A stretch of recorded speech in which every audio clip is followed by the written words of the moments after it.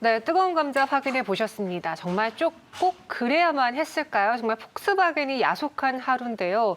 이 각형 배터리 이야기가 나오면서 파우치형 배터리를 제공하는 LG화학과 그리고 SK이노베이션, LG화학보다는 LG에너지솔루션이겠죠. 하지만 이로 인해서 주가가 밀리고 있습니다. 그래서 저희가 위기 진단해 보도록 하죠. K배터리 이대로 괜찮은 건지 정말 그렇게 다 가져가야만 했는 건지 한번 알아보도록 할게요. 이베스투자증권 이정민 팀장과 함께하겠습니다. 어서 오세요. 네, 안녕하세요. 네, 안녕하세요.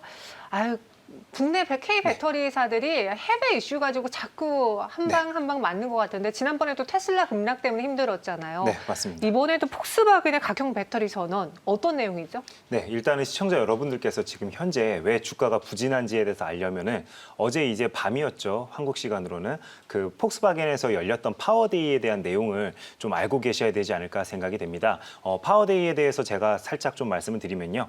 이제 파워데이 날 이제 폭스바겐에서 앞으로 2030년까지 어떤 식으로 그 이제 전략을 짜 나갈지에 대해서 구체적으로 이제 그 고객들에게 좀 알려주는 그런 행사가 있었다라고 좀 생각을 해주시면 될 것 같고요. 흔히 얘기하는 그 테슬라의 배터리 데이와 좀 비슷한 역할을 했다라고 좀 생각을 해주시면 될 것 같은데요. 특히나 이 안에서 배터리와 관련되어서 굉장히 좀 구체적인 내용들이 나왔습니다.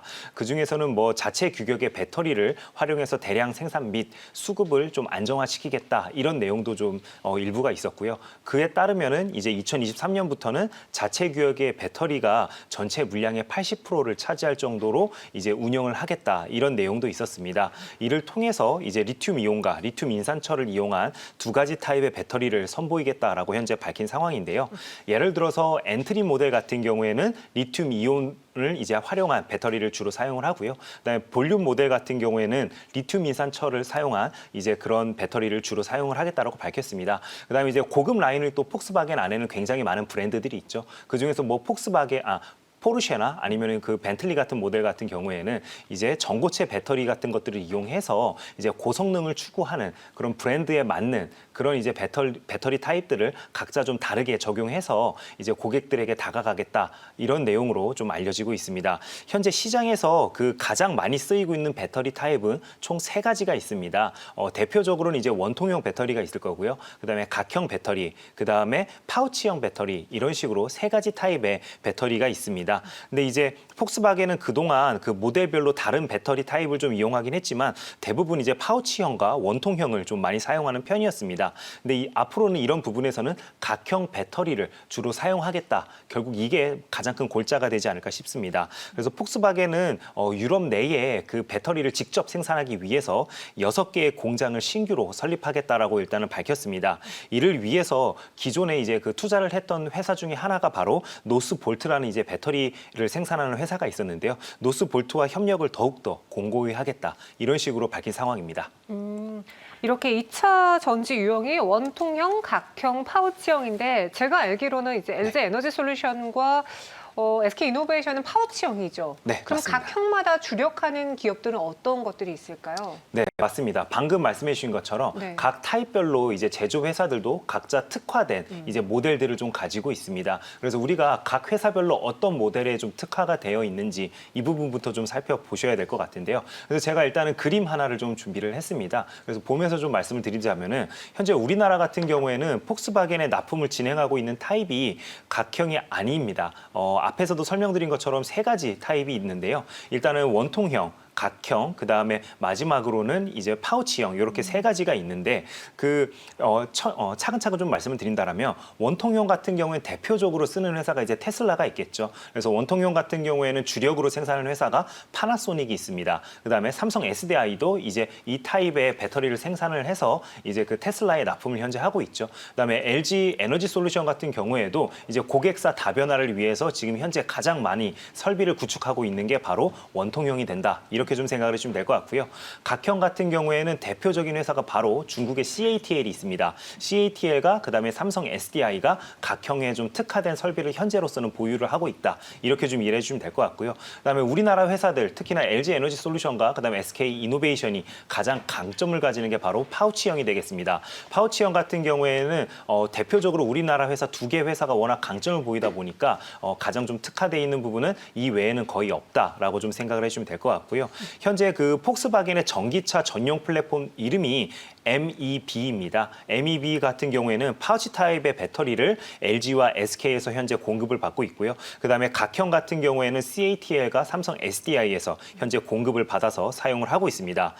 LG 같은 경우에는 방금 서두에서 말씀드렸다시피 원통형까지도 어떻게 보면 설비를 지금 현재 늘려나가고 있는 상황입니다. 그렇기 때문에 어느 정도 유연성 있게 시장에 대응이 가능하겠지만 SK 이노베이션 같은 경우에 현재 파우치형 배터리 관련되어 있는 설비밖에 보유하고 있지 않기 때문에 네. 고객사 다변화에 앞으로도 조금 애로사항이 있지 않을까 이렇게 좀 염려가 되는 부분이 있습니다. 그럼 여기서 궁금한 게 두 가지인데요. 네.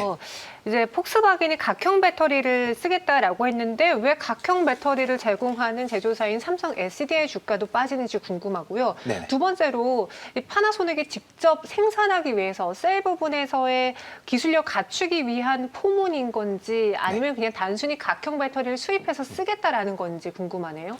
네, 이렇게 좀 생각을 해주면 될 것 같습니다. 네. 일단 삼성 SDI도 왜 빠지냐면은 삼성 SDI 자체가 폭스바겐향 물량이 그렇게 많지 않습니다. 거기다가 그러면 이제 앞으로 잠재적인 고객사로 우리가 생각을 할 수 있을 텐데 폭스바겐에서 대부분의 배터리를 직접 생산해서 이제 적용을 시키겠다라고 하니까 당연히 국내 배터리 업체들에게는 이제 안 좋은 영향을 줄 수밖에 없는 상황이 아닐까 이런 식으로 좀 시장에서 염려를 하는 부분이 있고요. 그러면 왜 이런 식으로 폭스바겐이 현재 그 잘 쓰고 있던 배터리 타입이 아닌 쓰고 있지 않던 각형 배터리 타입을 이렇게 갑자기 들고 나온 것인지에 대해서는 크게는 한 두 가지 이유를 우리가 좀 들 수 있을 것 같습니다. 첫 번째 이유로는 당연히 중국 시장을 좀 말씀드릴 수 있을 것 같은데요. 폭스바겐 그룹 같은 경우에는 전체 매출에서 중국 시장이 차지하는 비중이 바로 40%나 됩니다. 이렇게 높은 비중을 차지하고 있는데 중국 시장에서 정부의 보조금을 받으면서 이제 그 시장의 영향력을 지키려면은 당연히 CATL 배터리를 써야 됩니다. 근데 CATL 배터리 같은 경우에는 각형으로 대부분 다 생산이 되고 있기 때문에 폭스바겐 입장에서는 당연히 각형에 대한 그런 이제 그 어떻게 보면 수요를 무시할 수 없었다라고 좀 생각을 해주시면 될 것 같고요. 그다음에 두 번째 이유는 바로 이제 그 견제와 그다음에 지속적인 성장을 좀 말씀드릴 수 있을 것 같습니다. 아무래도 후발주자 입장에서는 선발로 지금 앞서고 있는 업체들과는 좀 다른 타입을 추구해야지만 적절히 견제도 되면서 이제 납품을 받을 때도 이제 어떻게 보면은 좀 이렇게 코스트를 좀 낮추는 효과도 좀 가져갈 수 있겠죠. 그다음에 지금 아까도 말씀드렸다시피 폭스바겐이 지분 투자를 한 게 바로 노스볼트라는 회사입니다. 네. 노스볼트 같은 경우는 우리 시청자 여러분들도 아마 처음 접하는 분들이 굉장히 많을 텐데요.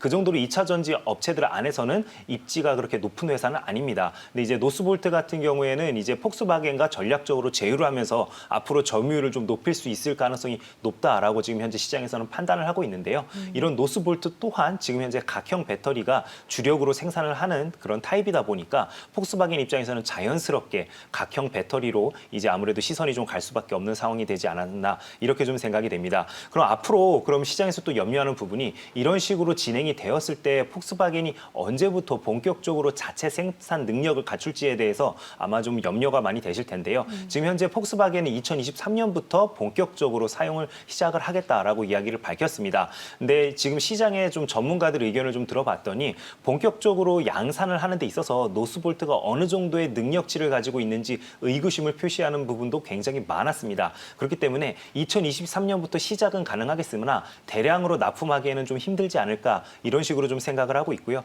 그래서 아마 본격적으로 이제 횡보는 2025년부터 좀 가능하지 않을까 이렇게 좀 생각을 하고 있습니다. 그렇다면 국내 업체들이 아직까지 대비할 수 있는 시간이 한 4년 정도 있기 때문에 단기적으로는 주가에 좀 영향을 받을 수밖에 없겠다. 하지만 길게 놓고 본다라면은 국내 기업들도 충분히 기술력을 가지고 있기 때문에 유연하게 대처 가능한 상황이 될 수 있다라고 좀 말씀을 드리겠습니다. 노스볼트와 중국 라인을 상대적으로 우리 라인보다 선택을 한 거다라고 생각이 드는데 그래서 LG화학이 현재 구간 8% 넘는 급락을 보여주고 있어요. SK 이노베이션도 마찬가지인데 첫 번째로 LG화학부터 먼저 점검을 하고 넘어가 보겠습니다. 물론 폭스바겐에 있어서 수출하게 되는 배터리의 수가 줄겠지만 그래도 지금 전기차 배터리에서는 1위잖아요, 점유율이. 네, 맞습니다. 네. 뭐 LG화학 같은 경우에는 단기적으로는 어떻게 보면 오늘같이 주가가 이렇게 빠지는 거는 당연히 어쩔 수가 없는 부분입니다. 네. 하지만 길게 놓고 본다라면은 LG 에너지 솔루션의 그런 어떻게 보면은 지위가 그렇게 변함이 크게 없습니다. 그렇기 때문에 시청자 여러분들께서는 오히려 분할 매수에 그런 기회가 왔다 이런 식으로 좀 생각을 해주시는 게 올바른 방법이 아닐까 생각이 됩니다. 제가 지속적으로 시청자 여러분들께 출연할 때마다 좀 말씀드리는 게 요즘에 주식시장의 분위기는 바로 공포에 사야 됩니다. 그래서 음봉에 사서 양봉에 파는 연습을 하자라고 제가 지속적으로 말씀을 드리고 있죠. 그렇기 때문에 LG 에너지 솔루션, 특히나 이제 연관성 있는 주식이 지금 이제 LG 화학이기 때문에 LG 화학 같은 경우에도 이런 노이즈성 뉴스가 나올 때 오히려 반대로 생각을 해서 내 포트에 없는 분들은 좀 한번 담아보는 연습을 하는 것도 나쁘지 않다. 이런 식으로 좀 말씀을 드리겠습니다. LG화학 물론 이러한 악재로 인해서 출렁일 수는 있지만 길게 봤을 때 여전히 1위 강자를 갖고 있기 때문에 그 기술력으로 인해서 오히려 배터리 종목을 안 갖고 있는 분들에게는 이런 날이 매수 기회일 수 있다. 분할 매수해보자라고 해주셨고요. 그럼 SK이노베이션 지금 상대적으로 좋지 않습니다. 안 그래도 LG 에너지 솔루션과 함께 계속 소송전에 벌을 불사하고 있고 네네. 좀 강수를 두고 있다 LG 측에서 그런 생각이 들거든요. 네. 이와 더불어서 폭스바겐 악재까지 더해졌는데 어때요? 이 종목도 분할 매수 기회예요? 저는 SK 이노베이션 같은 경우에는 아직은 그 남아있는 이벤트들이 몇 가지가 있습니다. 그렇기 때문에 지금 접근하기에는 다소 좀 무리가 있다라고 좀 말씀을 드리겠습니다. 방금 앵커께서 말씀해 주신 것처럼 당장 LG와 일단은 합의를 하던가 아니면 이제 그 바이든 행정부에서 거부권을 행사하기를 기다려야 되죠. 근데 거부권 행사까지도 아직 4월 11일까지 이제 거부권을 행사할지 아니면 그대로 유지를 할지에 대해서 미국에서 이제 판단이 내려져야 되기 때문에 아직 그런 것들에 대한 불확실성도 일단은 남아 있다. 그런 부분을 좀 말씀을 드리겠고요. 그다음에 지금 LG 에너지 솔루션과 그 SK 이노베이션이 소송을 한 개만 한 게 아닙니다. 특허권과 관련되어서도 소송이 지금 진행이 되고 있는 상황인데요. ITC에서 예비 판결이 이번 달 3월 19일 날 나옵니다. 그렇게 된다면 우리 시청자 여러분들은 이제 19일이면은 금요일이죠. 근데 이제 미국 시간으로 생각을 해야 되다 보니까 우리나라 시장이 끝난 다음에 어떻게 보면 결과가 나옵니다. 그렇기 때문에 우리가 뭐 아니면 도 이런 식의 선택보다는 오히려 결과를 본 다음에 내 포지션을 결정하는 게 훨씬 더 좋은 선택이 아닐까 이렇게 저는 생각이 되기 때문에 만약에 두 종목 중에 한 종목을 선택해야 된다면 저는 당연히 LG화학이다라고 좀 말씀을 드리겠습니다. SK이노베이션은 여전히 보류, 그러니까 사지도 팔지도 말고 관망을 해야 되는 시점이다라고 이야기하셨습니다. 그러면요, 저희 채팅방에 많은 글들이 올라오고 있는데 짱디두님은요, K배터리 사망 점점점 이러면서 다소 무서운 표현 써주셨는데 지금 투자자분들의 고민이 그럴 거예요. 이렇게 K배터리가 힘을 잃으면 어떡하지라는 걱정과 함께 그럼 영향받는 소재 업체는 또 어떤 게 있을까요? 라고도 질문 주셨거든요.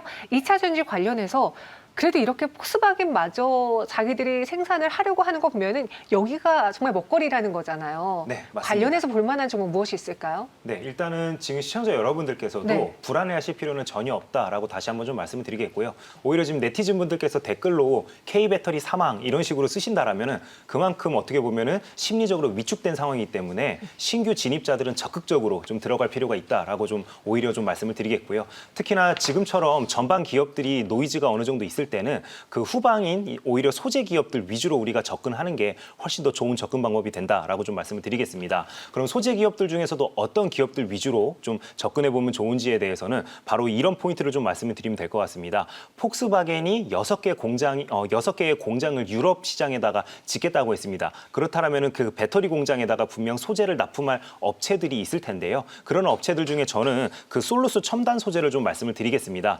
동사 같은 경우는 이미 LG에다가도 납품하는 이력이 있고 대량 생산을 해서 안정적으로 이제 그 퀄리티 있는 소재들을 이제 공급사에게 납품을 한 그런 이력이 있기 때문에 굉장히 좀 유력한 후보 중에 하나다라고 좀 말씀을 드리겠습니다. 그래서 오늘 같은 경우에도 솔루스 첨단 소재가 이 이슈가 터지자마자 지금 현재 좀 오르는 모습을 좀 보여주고 있는데요. 바로 이럴 때 우리가 동사 같은 경우에 주식이 최근에 그렇게 많이 오른 측면도 아닙니다. 그렇기 때문에 좀 접근해 볼 만하다라고 좀 말씀을 드리겠고요. 제가 추천드리는 매수 추천 가격은 45,600원이 되겠습니다. 목표 가격은 6만 원까지 좀 바라보도록 하고요. 손절은 4만 원을 이탈하게 된다라면 손절로 대응 부탁드리겠습니다. 너무 걱정할 필요 없다. 솔루스 첨단 소재 이야기하시면서 목표 주가 6만 원, 손절가 4만 원 제시해 드렸습니다. 여러분들 한번 잘 참고해 보시고요. 이정미 팀장 여기서 인사드릴게요. 고맙습니다. 네, 감사합니다.